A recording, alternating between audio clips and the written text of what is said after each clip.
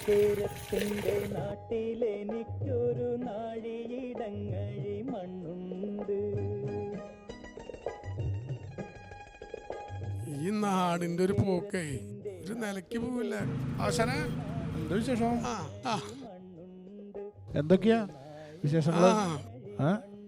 പൂരം കൊടിയേറി മോനെ. കുട്ടികളുടെ കലാപരിപാടികളൊക്കെ തുടങ്ങല്ലേ? ഇന്ന് 10 മണിക്ക്. ചായ വേണ്ട? വേണ്ട, ഞാൻ ഇപ്പൊ കുടിച്ചോളോ. കബഡി കളി തുടങ്ങുമ്പോഴേക്കാണ് വരണ്ടേ? അവരില്ലേ? പിന്നെ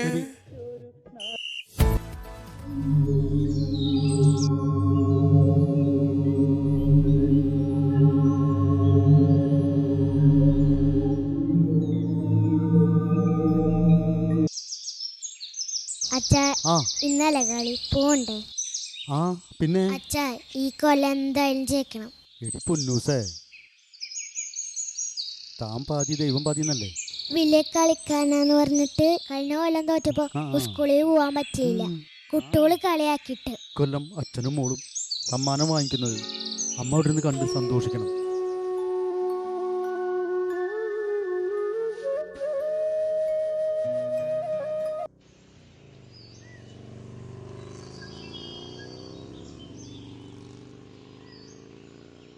എല്ലാവരും അവിടെ നിന്നേ. അവളുടെ അച്ഛന് ഫുൾ സപ്പോർട്ട് നമ്മൾ കൊടുക്കണം.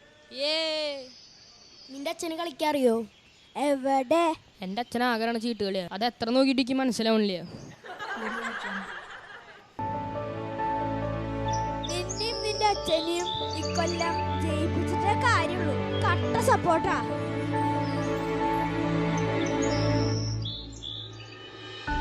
നിന്റെ അച്ഛനോടെ ശ്രദ്ധിച്ച് കളിക്കാൻ പറയണം. ഈശ്വര രക്ഷിക്കണേ.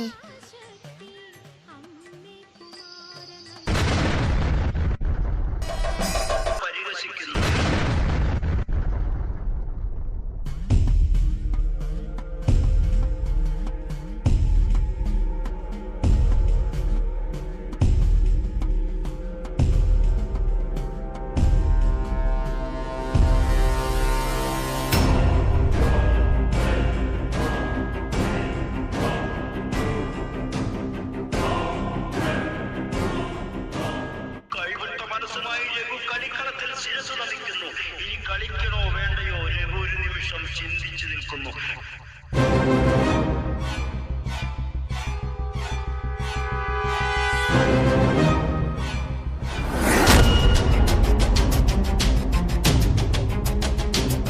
നീ തോറ്റു എന്ന് നിന്റെ മനസ്സ് പറയുന്നുണ്ടെങ്കിൽ നീ നിർത്തണം. ഇല്ലെങ്കിൽ തോറ്റു എന്ന് നിന്റെ മനസ്സ് പറയും വരെ നീ കളിക്കുതായം.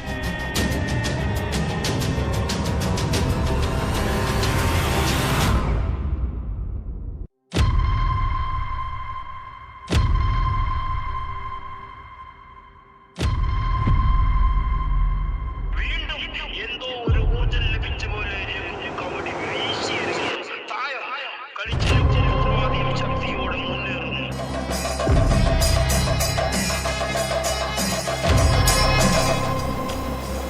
വീണ്ടും മഞ്ച് കളിക്കുന്നു.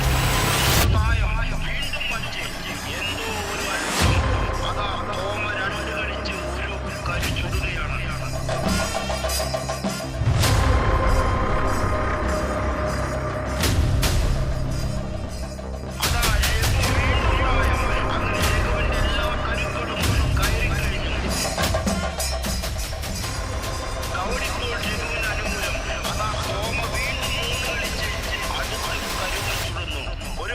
തന്റെ അഹങ്കാരത്തിന് ദൈവം കൊടുക്കുന്ന മറുപടിയായേക്കാം. അതാ രഘുവിന്റെ കരുക്കൾ വിജയ ലക്ഷ്യത്തിലേക്ക് കുതിക്കുന്നു. 2 തായം കളിച്ചാൽ തോമയാവും വിജയി. എന്നാൽ തായം വീഴാതെ നിരാശനാവുകയാണ്. വിജയ ലക്ഷ്യം 2 പേർക്കും തുല്യം. കളി മുറുകുകയാണ്. അതാ രഘുവിന്റെ അവസാന കരുവും പുറത്തു കിടന്നു. രഘു വിജയിച്ചിരിക്കുന്നു. വിജയം ഉറപ്പിച്ചിരിക്കുന്നു.